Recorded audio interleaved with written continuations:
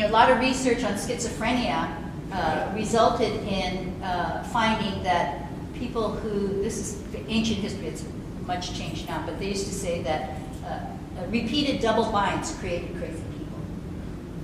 And so it's amazing through all the ways in which these double binds occurred within the families, within the community, perpetrated by the government, that we are as functional and healthy as we are.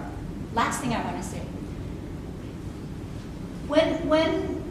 Once released from the prison camp, our parents were so determined that we were going to survive and make it.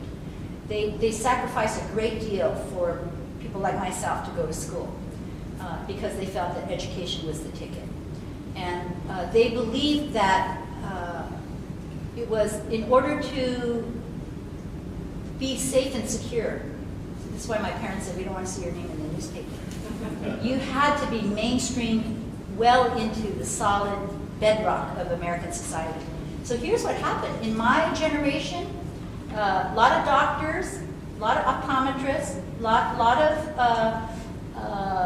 lawyers, professionals. Very few, much more less of poets, actors, comedians, writers. That being in that creative, artistic fringe of American society was frightening to them. So we're still feeling the losses of that. And now the next generation, fourth and fifth generation, we're seeing a lot more freedom to choose who they are rather than what they need to be. In South Africa and Haiti by our Do Ubuntu bracelet campaign. And so we purchased some and purchased one in your honor. Oh. And we want to thank you so much because of the work you've done.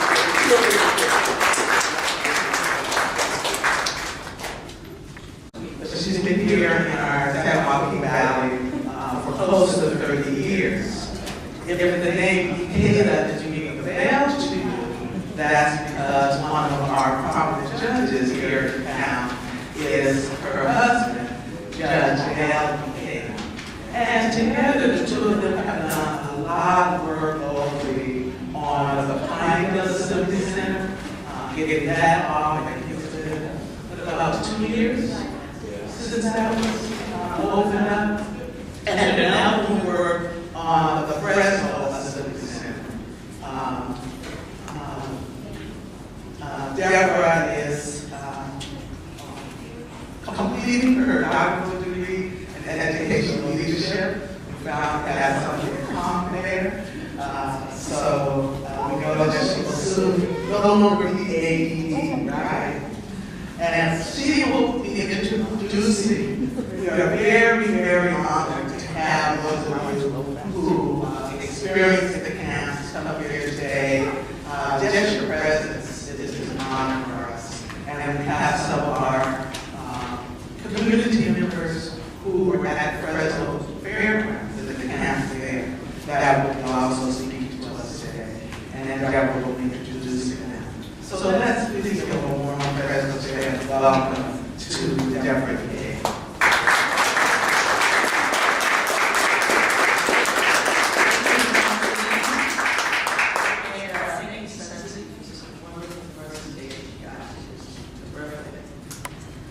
I'm here today to give you a little bit of background about what happened here in Fresno.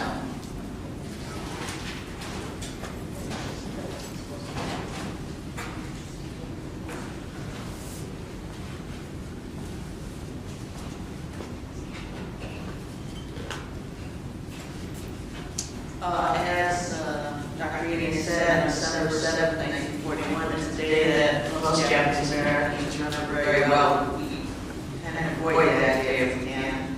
It's when Japan bombed Pearl Harbor, and at that time Congress declared war, and then on February 19, 1942, President Roosevelt issued Executive Order 9066, authorizing the Secretary of War and military commanders designated by him to establish military areas for certain persons, namely Japanese Americans, might be excluded for security measures.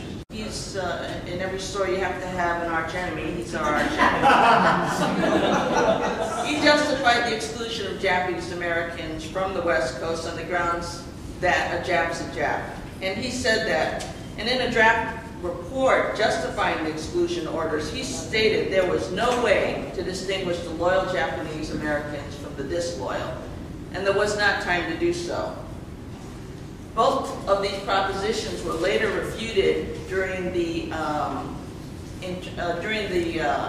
trials that were held later on by the Quorum Nobis trials, and I'll talk to you about that a little bit later. Some documents were found essentially that disputed those two statements. Nevertheless, Japanese Americans were incarcerated.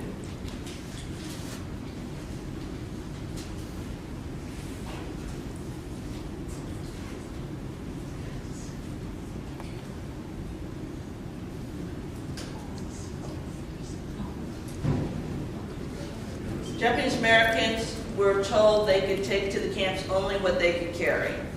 And Fresno has a distinction, infamous distinction I might add, of being the only city that had 2 assembly centers, prison camps. They were the initial centers that were established before Japanese Americans were sent to the permanent prison camps.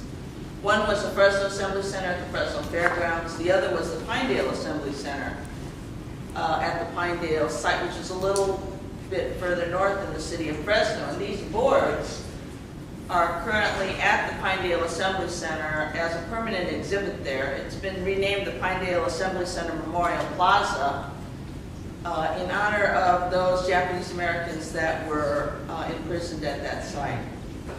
Lawson Anada, who was in Dr. Enos' film as a narrator, was contacted. He's from Fresno originally, and we asked him if he would write a poem for us that we could put on these boards at the Pinedale Assembly Center.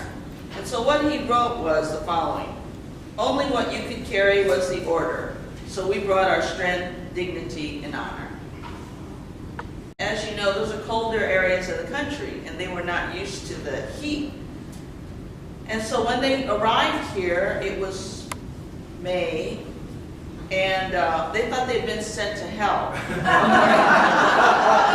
This was according to one former Pinedale attorney. Former Pinedale attorneys recall stories of standing in line to eat because they didn't know when their next meal was going to be, and they were fainting left and right from the heat because they were not used to it. Akiko Suda said at the Fresno Assembly Center it was summer and so hot, so we took our large and small electric fans. But we're not allowed to use the larger fan. It was considered contraband because of the larger wiring. I don't know, maybe they thought people were going to use it to electrocute the guards. It was confiscated along with my Japanese books on poetry, songs, and flower arrangements that we had. Even our long cooking knives were broken off.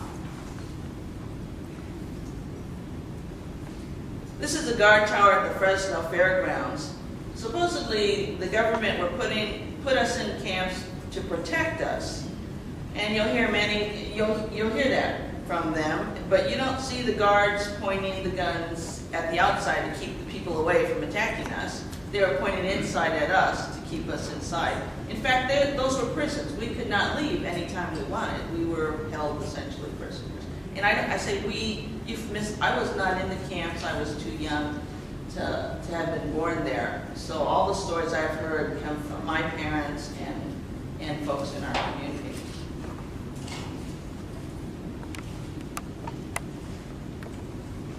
Here's a photo of the barracks at the Fresno Fairgrounds, and that's the guard there. And both Nord Masuda and Ikeda will be telling you a little bit more about those barracks, because they actually lived in them, and they'll give you some more details, so I won't say too much about them now.